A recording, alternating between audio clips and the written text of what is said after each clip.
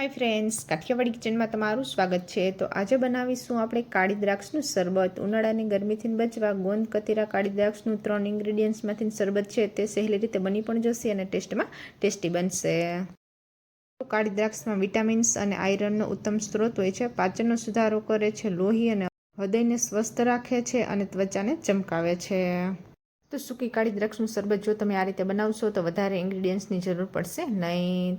તો 50 ગ્રામ સૂકી કાળી દ્રાક્ષ લેવાની છે, 30 ગ્રામ સાકર લીધી છે અને 3 ટુકડા ગોંદ કતીરાના લીધા છે। તો ગોંદ કતીરા અને ગુંદમાં ડિફરન્સ હોય છે। ગુંદ છે તેને આપણે ઠંડીમાં ખાઈએ છીએ અને ગોંદ કતીરા છે તેને આપણે ઉનાળામાં ખાઈએ છીએ। ગોંદ છે તે શરીરને ગરમી આપે છે અને ગોંદ કતીરા છે તે શરીરને ઠંડક આપે છે। તો જે દ્રાક્ષ રાખી હતી તે દ્રાક્ષ લેવાની છે। તો જો તમારે વધુ શરબત બનાવવું હોય તો જે ઇન્ગ્રેડિયન્ટ્સ લીધા છે તે ઇન્ગ્રેડિયન્ટ્સ તમારે વધુ લેવાના છે। તો એક બાઉલ લેવાનું છે, તો બાઉલમાં જે દ્રાક્ષ રાખી હતી તે દ્રાક્ષ નાખવાની છે અને જે ગોંદ કતીરા રાખ્યા હતા તે ગોંદ કતીરા નાખવાના છે અને જે સાકર રાખી હતી તે સાકર નાખવાની છે। તો સાકરની જગ્યાએ તમે ખાંડ કે ગોળનો ઉપયોગ પણ કરી શકો છો। તો બાઉલમાં 1 ગ્લાસ પાણી નાખવાનું છે, પાણી નાખી દ્રાક્ષ, ગોંદ કતીરા અને સાકરને એકવાર ધોઈ લેવાના છે। તો ઇન્ગ્રેડિયન્ટ્સને ધોઈ અને તેમાં 1 ગ્લાસ પાણી નાખવાનું છે, પાણી નાખી અને સાકર, ખાંડ અને ગોંદ કતીરાને 4 કલાક પલાળવા માટે રાખી દેવાના છે। તો કાળી દ્રાક્ષ અને ગોંદ કતીરાને જો તમારે રાતે પલાળીને રાખવું હોય તો પણ તમે રાખી શકો છો। તો 4 કલાક થઈ ગઈ છે, દ્રાક્ષ છે તે ફૂલી ગઈ છે અને ગોંદ કતીરા છે તે પણ પલળી અને છૂટા થઈ ગયા છે। તો જે સાકર રાખી હતી તે સાકર પણ પલળી ગઈ છે। તો સાકર તમે જેટલું ગીડું ખાતો હોય એ પ્રમાણે તમારે વધુ ઓછી નાખવાની છે। તો 4 કલાકમાં દ્રાક્ષ પલળી જશે તો કલર છે તે આ રીતે પાણીનો ચેન્જ થઈ જશે। તો જો તમારી પાસે વરિયાળી અવેલેબલ હોય અને તમને વરિયાળીનો ટેસ્ટ સારો લાગતો હોય તો શરબતમાં તમે વરિયાળી પણ નાખી શકો છો। તો દ્રાક્ષ અને ગોંદ કતીરા પલાળો છો તેની સાથે તમારે વરિયાળીને પણ પલાળી દેવાની છે। વરિયાળીનો ટેસ્ટ સારો લાગતો હોય તો જ તમારે શરબતમાં વરિયાળીનો ઉપયોગ કરવાનો છે। તો મિક્સર જાર લેવાની છે, તો મિક્સર જારમાં જે ઇન્ગ્રેડિયન્ટ્સ પલાળીને રાખ્યા હતા તે નાખવાના છે। મિક્સર જારને બંધ કરી અને આ રીતે બધા ઇન્ગ્રેડિયન્ટ્સને પીસી લેવાના છે।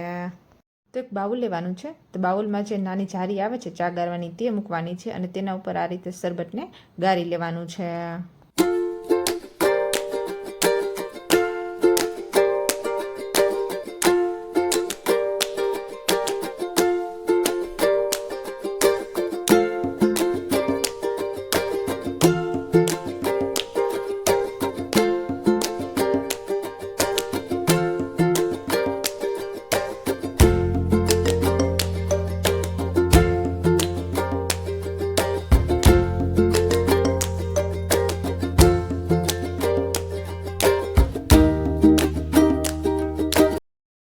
શરબતને ગાળી અને ગ્લાસમાં કાઢી લેવાનું છે। તો ગ્લાસ લીધો છે, તેમાં ગાર્નિશિંગ માટે ફુદીનાના પાનનો ઉપયોગ કર્યો છે। આઈસ ક્યુબ નાખવાના છે, આઈસ ક્યુબ નાખી અને જે શરબત રાખ્યું હતું તે કાળી દ્રાક્ષનું શરબત નાખવાનું છે।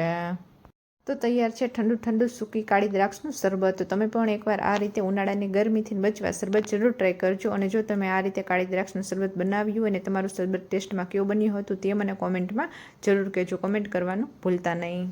તો જો તમને આ રેસીપી સારી લાગી હોય, ચેનલમાં નવા હો અને ચેનલને સબસ્ક્રાઈબ ના કરી હોય તો ચેનલને લાઇક કરજો, શેર કરજો, કોમેન્ટ કરજો, નવી જ નવી રેસીપી જોવા માટે ચેનલને સબસ્ક્રાઈબ કરજો। સબસ્ક્રાઈબ કરવાનું ભૂલતા નહીં। ચેનલમાં નવા હો અને બેલ આઇકન બટનને પ્રેસ ના કરી હોય તો બેલ આઇકન બટનને પણ પ્રેસ કરી દેજો। રેસીપી સારી લાગી હોય તો રેસીપીને ફ્રેન્ડ સાથે શેર કરતા રહેજો। થેન્ક યુ, મળીએ આપણે નેક્સ્ટ રેસીપી સાથે।